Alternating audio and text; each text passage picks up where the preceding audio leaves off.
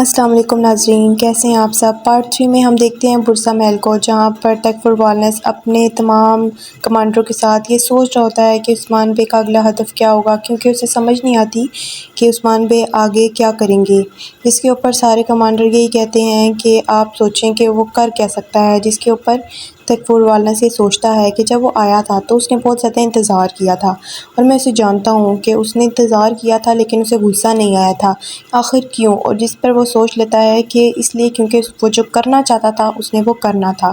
اور سب سے اہم تو یہ ہے کہ جو تیر انداز میں نے چھپائے تھے عثمان بے نے وہ بھی دیکھ لیے، یعنی کہ وہ بھی دیکھ سکتے ہیں جو میں نہیں دکھانا چاہتا، جس کے اوپر پھر کمانڈر نعمان اندر آتا ہے اور وہ اسے بات کیے بغیر ہی وہاں سے چلا جاتا ہے، یہ کہتے ہوئے کہ جس آنکھوں سے عثمان دیکھتا ہے میں اس کی وہ آنکھیں نکال دوں گا۔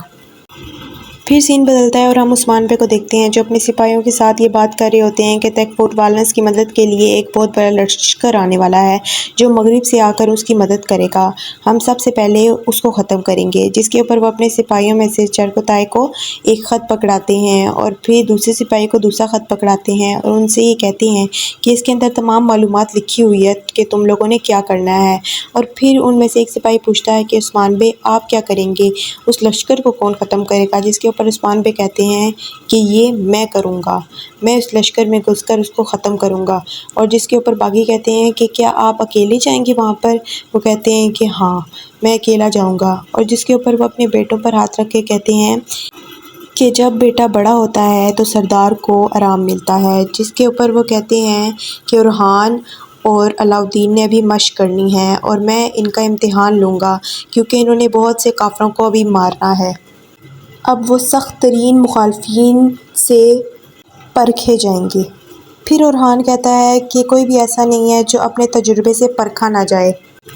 پھر سب وہاں سے چلے جاتے ہیں اور پھر اگلا سین آتا ہے جس میں ہم دیکھتے ہیں بنگے خاتون کو جو آئبرس کے ساتھ وہاں پر جہاں پر اسمہان نے بلایا ہوتا ہے جاتی ہیں۔ ابھی بنگے خاتون وہاں پہنچتی ہی ہیں کہ اسمہان کے تمام سپاہی باہر آ جاتے ہیں جس میں جلالی بھی ہوتا ہے، پھر اسمہان باہر آتی ہے اور اس کا بیٹا بھی آ جاتا ہے۔ سب سپاہی بنگے خاتون کو چاروں طرف سے گھیر لیتے ہیں اور کہتے ہیں کہ اپنی تلواریں نیچے رکھ دو، جس پر آئبرس اور بنگے خاتون اپنی تلواریں نیچے پھینک دیتی ہیں۔ پھر بنگے خاتون کہتی ہے کہ اسمہان کیا تم مجھ سے اتنا ڈرتی ہو کہ اتنے سارے سپاہیوں کو صرف میرے لیے لے کے آئی ہو؟ اور کہتی ہے کہ اسمہان تم نے اتنے کافروں کے ساتھ کام کیا ہے اور ابھی بھی تمہارا دل نہیں بھرا تو تم نے معصوم لوگوں کی جانیں لینا شروع کر دی ہیں۔ جس پر اسمہان کہتی ہے کہ چپ ہو جاؤ، تمہیں یہاں پر باتیں کرنے کے لیے نہیں بلایا بلکہ تمہارے سامنے تمہاری بیٹی کو مارنے کے لیے بلایا ہے۔ جہاں پر وہ پھر الچچک کو بلاتی ہے لیکن وہ الچچک نہیں ہوتی، اس کی جگہ کوئی اور عورت ہوتی ہے۔ اس کے آتے ہی بنگے خاتون کہتی ہیں کہ میری بیٹی کو چھوڑ دو، تمہیں میں چاہیے تھی اور میں آ گئی ہوں، اب اس کو چھوڑ دو اور جانے دو۔ جس پر وہ کہتی ہے کہ تمہیں کیا لگتا ہے میں اتنی آسانی سے جانے دوں گی؟ اسمہان کہتی ہے کہ میں تمہارے سامنے تمہاری بیٹی کو ماروں گی اور تمہیں ایک دردناک موت دوں گی۔ اور پھر وہ اشارہ کرتی ہے کہ اس کی بیٹی کو مار دو، اور پھر بنگے خاتون اور آئبرس زمین سے تلواریں اٹھانے ہی لگتے ہیں کہ عائشہ خاتون، بالا خاتون، ملہون اور اختمون حملہ کر دیتے ہیں، جس پر وہ تیر مارتے ہیں، اور یہ سب دیکھ کر اسمہان اور علاؤدین درخت کے پیچھے چھپ جاتے ہیں اور پھر زبردست لڑائی شروع ہو جاتی ہے۔ جب اسمہان دیکھتی ہے کہ تیر ہر جگہ سے آ رہے ہیں اور اب بچنے کا کوئی راستہ نہیں ہے تو وہ علاؤدین کو اشارہ کرتی ہے کہ تم یہاں سے بھاگو، میں آ جاؤں گی لیکن تم بھاگو۔ جس پر علاؤدین اس کی بات سن کر وہاں سے بھاگ جاتا ہے۔ اب سوچنا یہ ہے کہ عثمان بے، بالا خاتون، ملہون خاتون، ان سب کو پتہ کیسے چلا کہ اسمہان نے بنگے خاتون کو یہاں پر بلایا ہے اور اکیلے، اور بنگے خاتون کو خط بھی آ چکا ہے؟ یہ بتانے کے لیے ہمیں پرانا وقت دکھایا جاتا ہے جہاں پر ہم دیکھتے ہیں کہ بنگے خاتون عثمان بے کو سب کچھ بتا دیتی ہے کہ اسے اسمہان نے خط بھیجا ہے، جس کے اوپر ملہون خاتون اور بالا خاتون کہتی ہیں کہ یہ ایک چال ہے اور وہ تم دونوں کو زندہ نہیں چھوڑے گی کیونکہ اسے کچھ اور ہی چاہیے۔ جس کے اوپر عثمان بے کہتے ہیں کہ بنگے خاتون جائیں گی لیکن بالا خاتون، ملہون خاتون اور اختمور سب ان کے ساتھ جائیں گے اور احتیاطی تدابیر اختیار کریں گے۔ پھر اسریگن خاتون کہتی ہے کہ میں علاؤدین کے پیچھے جاتی ہوں، اور پھر جب وہ لڑکی دیکھی جاتی ہے تو وہ الچچک نہیں ہوتی، جیسے کہ میں نے بتایا تھا کہ وہ کوئی اور ہی ہوگی کیونکہ الچچک ان کے ہاتھوں میں آئی ہی نہیں تھی۔ جس کے اوپر بنگے خاتون، اختمور بہت غصہ ہو جاتے ہیں اور وہ اسمہان سے پوچھتے ہیں کہ الچچا کہاں ہے، جس کے اوپر وہ جواب نہیں دیتی اور بہت ہی بہادری سے ان کے سامنے آ بھی جاتی ہے لڑنے کے لیے، جہاں پر دوبارہ سے لڑائی شروع ہو جاتی ہے۔ پھر ہم ان کی زبردست لڑائی دیکھتے ہیں جس میں اسمہان اور اس کے سپاہیوں کو ہار ہو جاتی ہے اور ملون خاتون اسمہان کو پکڑ لیتی ہیں، اور اسمہان ہمیشہ کی طرح پھر بھی چھپانے کی کوشش کرے گی کہ الچچک زندہ نہیں ہے، وہ مر چکی ہے۔ پھر ہم دیکھتے ہیں کہ ملون خاتون جب اسمہان کو پکڑ لیتی ہیں تو اس سے پوچھتی ہیں کہ الچچک کہاں ہے، جس پر ظاہر ہے پھر اسمہان یہی کہتی ہے کہ وہ مر چکی ہے، جس کے اوپر بینگی خاتون کو بہت غصہ آتا ہے اور وہ اسے 2-4 مکے بھی رسید کر دیتی ہیں، جس کے اوپر پھر ان دونوں میں دوبارہ سے لڑائی ہوتی ہے۔ پھر ہم دیکھتے ہیں تیمور وہ پوچھتا ہے کہ الچچک کہاں ہے، جس کے اوپر وہ ایک سپاہی کو دیکھتا ہے اور اس کو شک ہوتا ہے کہ اسی سپاہی نے مارا ہے، کیونکہ اسمہان بار بار یہی کہہ رہی ہوتی ہے کہ الچچک مر گئی ہے، الچچک مر گئی ہے، لیکن بالا خاتون کو اس پر یقین نہیں آتا اور وہ اسمہان سے کہتی ہیں کہ ایسا ہو ہی نہیں سکتا کیونکہ تم بینگی خاتون کے سامنے ہی الچچک کو مارنا چاہتی تھی، جس کے اوپر اسمہان کہتی ہے کہ بالا خاتون تم مجھے اچھے سے جانتی ہو اور میں ایسا ہی کرنا چاہتی تھی، لیکن میرے سپاہی اس کو پکڑتے ہوئے جب میرے پاس لا رہے تھے تو اسی لڑائی میں وہ ماری گئی، جس کے اوپر بینگی خاتون پھر سے چلاتی ہیں اور اس بات پر کوئی یقین نہیں کرتا، لیکن تیمور پوچھتا ہے کہ وہ سپاہی کون تھا، جس کے اوپر اس کا دھیان ایک سپاہی کے اوپر جاتا ہے جو اسی کے پیچھے کھڑا ہوتا ہے، جس سے پھر تیمور پوچھتا ہے جس سے پہلے اسمہان اپنا خنجر نکال کر حملہ کرتی ہے اور حملہ کرتے ہی ملون اس کو پکڑ لیتی ہے اور اس کے گلے پر تلوار رکھتی ہے۔ پھر وہ پوچھتی ہے کہ بتا دو وہ کون سا آدمی تھا جس نے یہ کیا ہے۔ پھر جو تیمور کے پیچھے ہوتا ہے تیمور اسے مار مار کر اس سے پوچھتا ہے کہ الچچک کہاں ہے، جس پر وہ پہلے تو جواب نہیں دیتا، لیکن کافی مار کھانے کے بعد وہ بول دیتا ہے کہ وہ مر گئی ہے، لیکن پھر بھی وہ مارتا ہی رہتا ہے کیونکہ اسے یقین ہوتا ہے کہ الچچک نہیں مری۔ پھر بینگی خاتون بھی اس کے پاس جاتی ہیں اور اس سے پوچھتی ہیں کہ بتاؤ کہ وہ کہاں ہے الچچک، جس کے اوپر اسمہان یہ سوچ رہی تھی کہ کہیں وہ بتا نہ دے، لیکن وہ بتا دیتا ہے۔ کافی مار کھانے کے بعد وہ بتا دیتا ہے کہ ہم نے اس پر حملہ کیا تھا والدہ سلطان کے کہنے پر، لیکن وہ وہاں سے چلی گئی تھی اور وہ جنگل میں ہی کہیں ہوگی، جس کے اوپر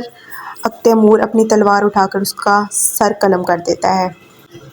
پھر وہ الچچک کو ڈھونڈنے کے لیے جنگل میں نکل پڑتے ہیں، جہاں ملون خاتون کہتی ہے کہ اسمہان کو میں دیکھ لوں گی، تم لوگ جاؤ اور الچچک کو ڈھونڈو۔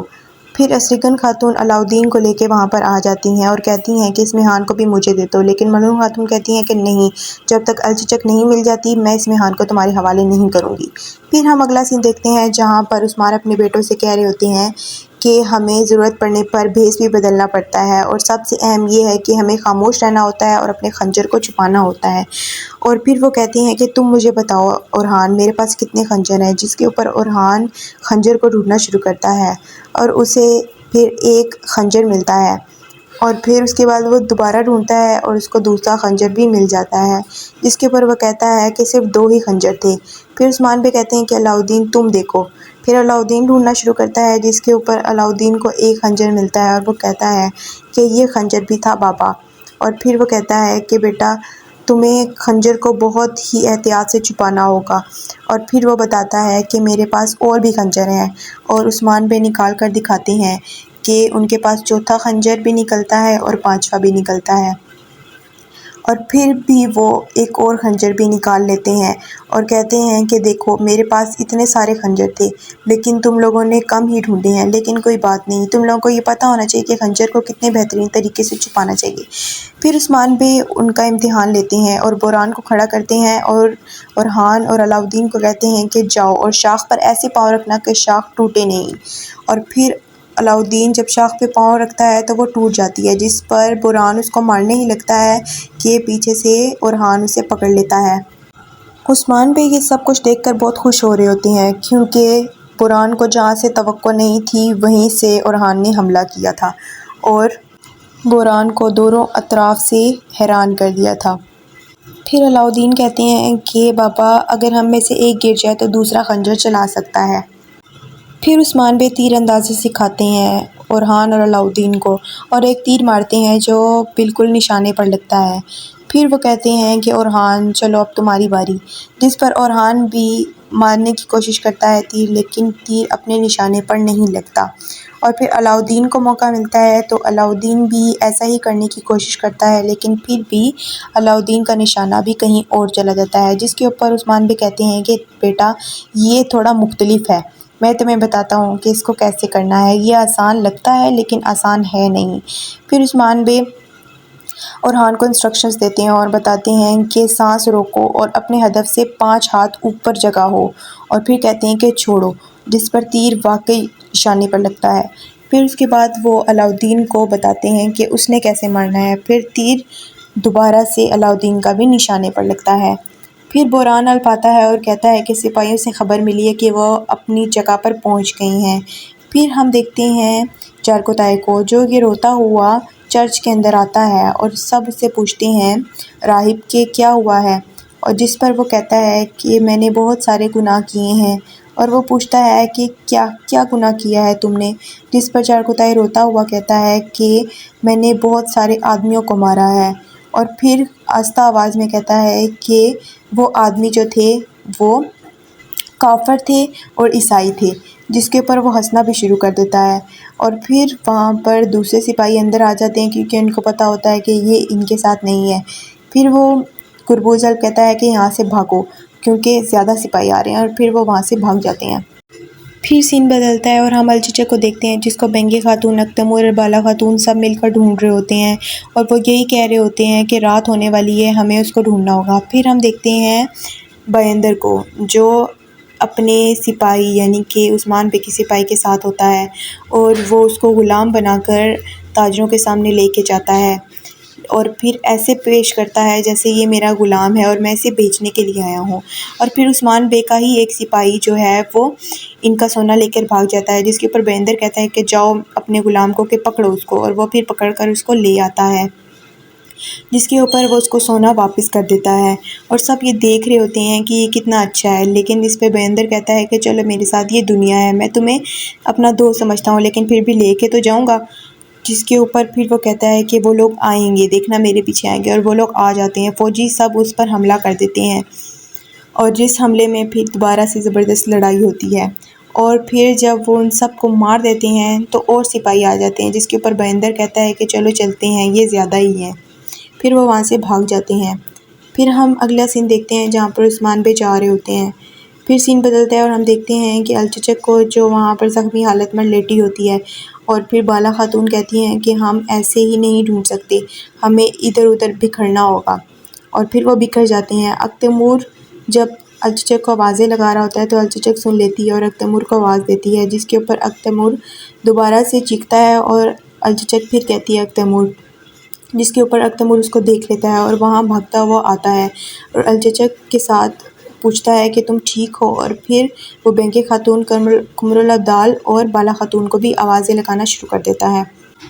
باقی سب بھی وہاں آ جاتے ہیں، اور بالا خاتون یہ دیکھ کر بہت خوش ہوتی ہے کہ الچچک زندہ ہے اور بچ گئی ہے، جس پر وہ کہتی ہے کہ گھوڑے لے کر آؤ کیونکہ ہمیں ینی شہر جانا ہے۔ پھر سین بدلتا ہے اور ہم دیکھتے ہیں کہ کمانڈر جو ہیں وہ اپنی فوجوں کا انتظار کر رہے ہوتے ہیں، جہاں پر اورحان، علاؤدین، عثمان اور بحران حملہ کرتے ہیں، اور حملہ کرنے سے پہلے ہی پیچھے سے تکفر والنس آ جاتا ہے، اور عثمان بے یہ دیکھ کر حیران ہوتے ہیں کہ تکفر والنس کو کیسے پتہ چلا کہ میں یہ کرنے والا ہوں، جس کے اوپر تکفر والنس عثمان بے سے کہتے ہیں کہ تمہیں کیا لگا یہاں پر میں نہیں آؤں گا، اور اس نے بولا کہ میں عثمان بے تمہارے جیسا ہی سوچنا شروع کر دیتا ہوں، اور تب میں تمہارے پاس یہاں پہنچ چکا ہوں، اور پھر عثمان بے پر حملہ ہو جاتا ہے، جس پر وہ بحران کو کہتے ہیں کہ جاؤ میرے بچوں کے ساتھ، اور اپنے بیٹوں کو کہتے ہیں کہ یہاں سے بھاگو، جہاں پر عثمان بے کو تیر بھی لگتا ہے، لیکن وہاں سے بیٹے جانے کا نام نہیں لیتے، لیکن پھر عثمان بے ان پر غصہ ہوتے ہیں اور کہتے ہیں کہ بیٹو یہاں سے بھاگو، جس کے اوپر وہاں سے اورحان اور علاؤدین بھاگ جاتے ہیں۔ اس ویڈیو کا پارٹ 4 دیکھنے کے لیے ہمارے چینل کو سبسکرائب کریں تاکہ ویڈیو اپلوڈ ہوتے ہی آپ کو نوٹیفیکیشن مل جائے۔ Thank you.